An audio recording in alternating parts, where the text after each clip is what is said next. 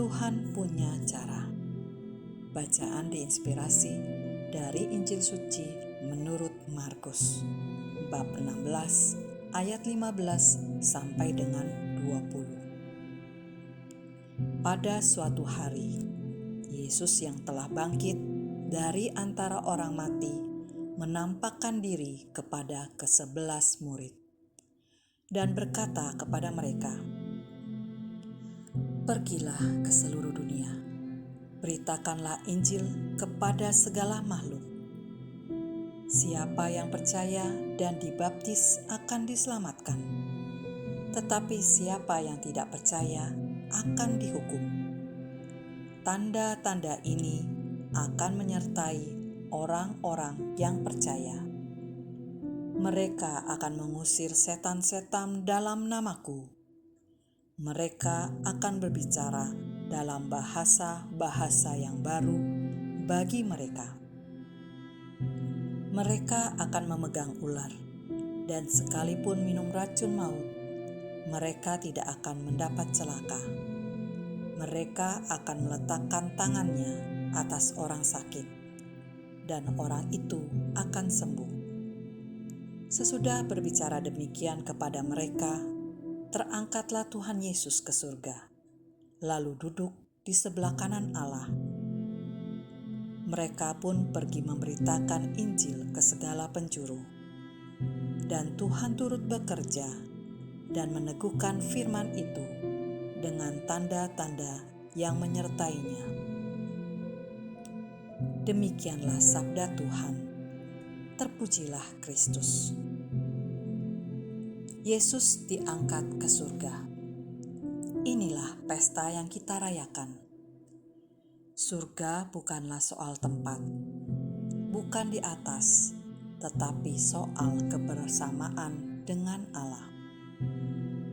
Kisah para rasul menceritakan ketika Yesus diangkat ke surga dan awan kemawan menutupinya. Awan dalam kitab suci selalu melambangkan kehadiran Allah.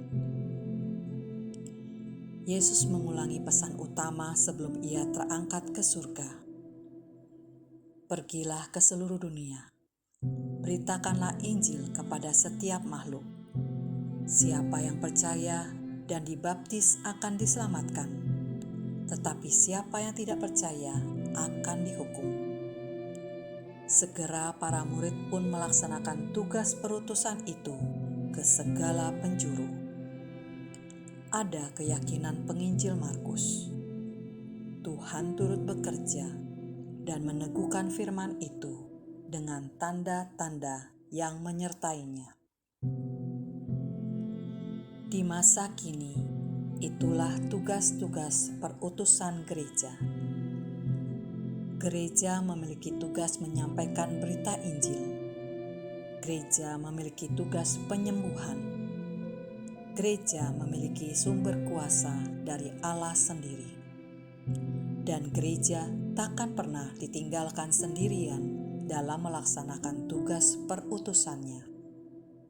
Inilah pegangan iman para pengikut Yesus, bahwa Dia senantiasa hadir dan menyertai berkat iman akan Yesus yang sengsara, wafat, dan bangkit dari alam maut. Itu pula lah tawaran Allah bagi keselamatan kita yang percaya kepadanya. Di masa kini, memberitakan Injil tidaklah gampang.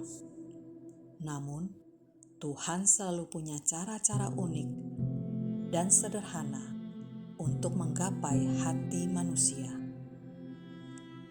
Kisah ini pernah dibacakan oleh Bapak Kardinal Ignatius dalam sebuah khotbah. Di sebuah asrama laki-laki berusia kelas menengah atas, seorang imam ditugaskan untuk mendampingi mereka. Setiap pagi, imam muda membangunkan orang muda cilik itu dan menyapa dengan ucapan, "Selamat pagi anak-anak." Itulah salah satu tugas imam yang ditempatkan di asrama itu untuk mendisiplinkan hidup anak-anak. Imam itu dipindah tugas di sebuah paroki. Beberapa tahun kemudian, setelah perayaan Ekaristi, ada keluarga muda mendatangi imam itu dan memperkenalkan diri. Romo, saya dulu anak asrama yang Romo dampingi. Terima kasih karena setiap pagi Romo menyapa selamat pagi anak-anak. Sapaan itu tak pernah saya dengar dari ayah. Saya tersentuh dan memutuskan untuk menjadi seorang Katolik. Inilah keluarga saya. Marilah berdoa. Tuhan, pada pesta kenaikan-Mu ke surga, Engkau bersabda, "Pergilah ke seluruh dunia dan wartakanlah Injil.